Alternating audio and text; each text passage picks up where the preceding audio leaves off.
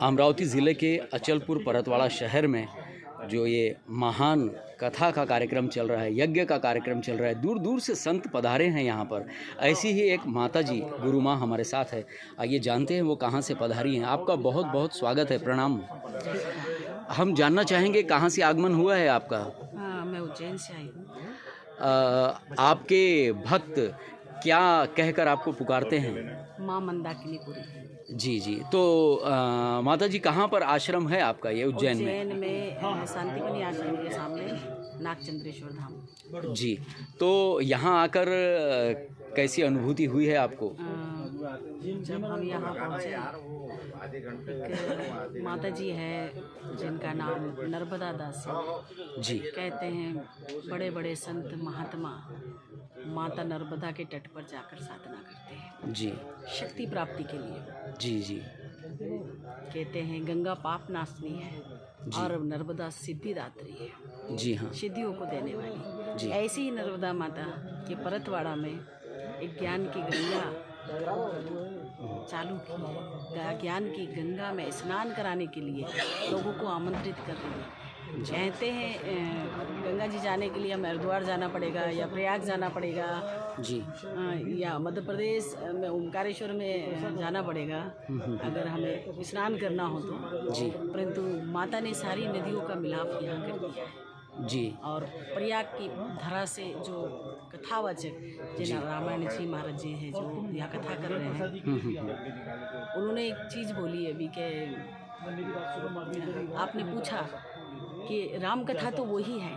जी जी जी, बिल्कुल। हमने टीवी के माध्यम से देखी है, सीरियल के माध्यम से देखी है। एक समय पे जब टीवी नहीं थी उसके पहले रामलीला हुआ करती थी, तब भी हमने उसका अभ्यास किया, सब लोग जानते हैं। परंतु राम कथा के अंदर वो रस है कि उसे जब राम जी का चरित्र आप सुनोगे तब वो चरित्र ऐसा लगेगा अभी आप पे ही के साथ घटित हो रहा है, क्योंकि मर्यादा पुरुषोत्तम राम जी ने हमें ये बताया है, माता सीता ने ये बताया है, भाई लक्ष्मण ने ये बताया है कि बड़े भाई का कहना कैसे माना जाता है, क्योंकि वन तो सिर्फ राम जी को हुआ था, वनवास मात्र 14 वर्ष का राम जी को दिया गया था, परंतु लक्ष्मण ने एक भाई होने का कर्तव्य निभाया और कलयुग को बताया कि भाई क्या होता है।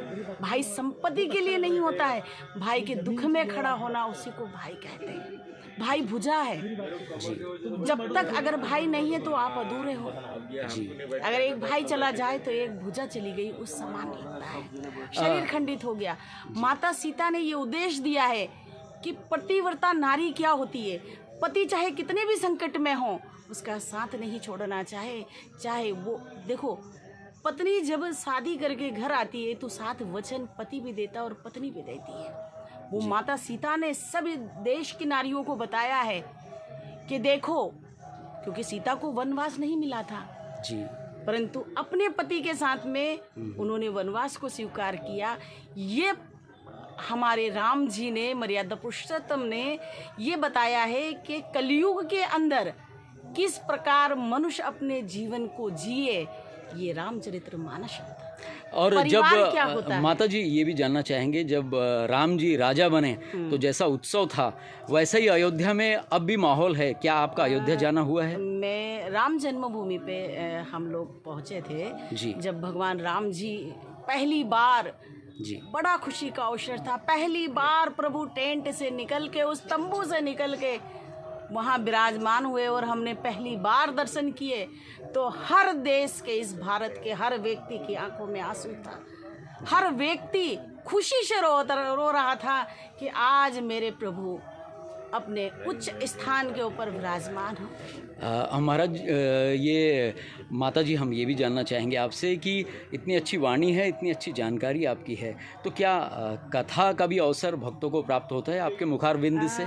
महाराज जी, मैंने कथा तो भाई कभी की नहीं है जी। मैं ना भागवत करती भी नहीं हूँ, रामायण नहीं करती हूँ, कथा मेरी कथा का कोई है नहीं है। मैंने कहीं मंच पे कभी कोई कार्यक्रम नहीं किया, परंतु मेरे जीवन का लक्ष्य है कि जितनी गरीब बेटियां हैं जो अपने माता पिता शादी नहीं कर पाते, उन बेटियों की शादी प्रतिवर्ष मैं कराती हूँ जी, और निःशुल्क कराती हूँ। बर्तन से लगा के गहने तक मैं देती हूँ भक्तों के द्वारा।